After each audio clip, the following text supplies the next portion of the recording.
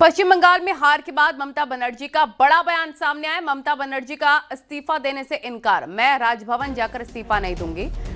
उन्होंने कहा कि मेरे इस्तीफे का सवाल ही नहीं बनता है। ये बड़ी खबर आपको हम बता रहे हैं। इस वक्त की अहम जानकारी सुनवाते हैं आपको। কেন কিসের জন্য আমরা তো হারিয়ে নিয়ে যাব, হারলে আমি যদি শপথ নিতে যেতাম তাহলে আমি রেজিগনেশনটা করতাম। এখন তো কোশ্চেন ডাজন্ট অ্যারাইজ। কেন কিসের জন্য আমরা তো হারিয়ে নিয়ে যাব, হারলে আমি যদি শপথ নিতে যেতাম তাহলে আমি রেজিগনেশনটা করতাম। এখন তো কোশ্চেন ডাজন্ট অ্যারাইজ।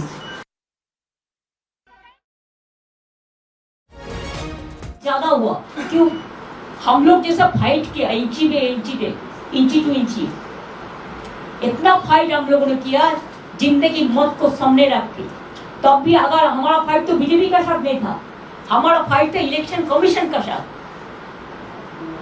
और अगर इलेक्शन कमीशन बेच जाए, अगर जुडिशियरी से कोई जस्टिस ना मिले, अगर इतना लोगों को लॉजिस्टिकल नाम पे निकाल दिया जाए, वन साइडेड इलेक्शन ऑफिसर लोग काम करे, स्विच ऑफ कर दे, ईवीएम मशीन कैप्चर करे।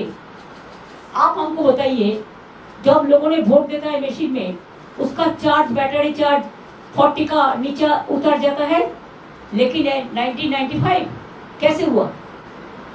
लेकिन कंप्लेन किसको करेंगे? वो तो पूरा परचेज है ना, सेलेबल कमोडिटीज। यही हुआ बंगाल में। बंगाल का असली चेहरा और कोई अलग है, लेकिन जो चेहरा निकाला ये election commission, BJP and government of India, all central forces का एक जॉइंट टायो कॉम्बिनेशन का साथ हम लोग को लड़ने पड़ा। পরবর্তী পদক্ষেপ কি থাকবে? এটা আমরা পার্টি থেকে রাজভবন যাবে।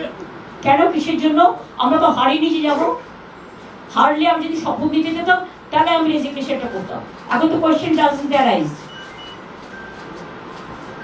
জোর করে দখল করে যদি কেউ মনে করে।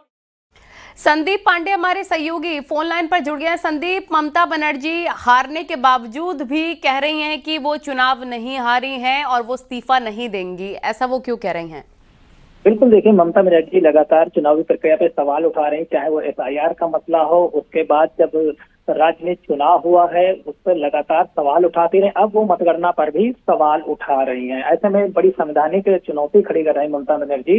हालांकि भारतीय जनता पार्टी अपने शपथ समारोह को लेकर तैयारी कर रही है। केंद्रीय गृह मंत्री अमित शाह को ऑब्जर्वर बनाया गया है। वहां बंगाल का जल्द ही विधायक दलों के साथ, विधायकों के साथ वो बैठक करेंगे और बैठक के बाद बीजेपी अपना नेता चुनेगी कि कौन बंगाल में मुख्यमंत्री होगा। और 9 मई को शपथ ग्रहण समारोह की तैयारियां वहां तेज कर दी गई। हालांकि ममता बनर्जी ने कह दिया है साफ साफ कि वो इस्तीफा नहीं देंगी और पूरी मतगणना जो हुई है उस पर सवाल उठाया, इसी पे भी गंभीर आरोप लगाए। हालांकि ममता बनर्जी लगातार आरोप लगा रही हैं, जिसको लेके वो कोर्ट से लेकर, हाई कोर्ट से लेकर सुप्रीम कोर्ट तक तमाम चुनावी प्रक्रिया पे सवाल उठा चुकी है, लेकिन उससे राहत ममता बनर्जी को नहीं मिली।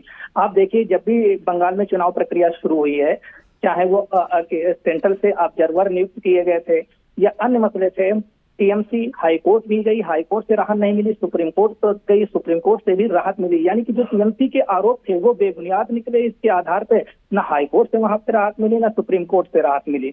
तो ऐसे में ममता बनर्जी ने जो कहा कि इस्तीफा नहीं देंगे, तो एक संवैधानिक चुनौती दे रही हैं। लेकिन अब देखना ये होगा कि अगला कानूनी कदम क्या होगा ममता बनर्जी का। बिल्कुल, आप नजर बनाए रखिए। फिलहाल आपका बहुत शुक्रिया।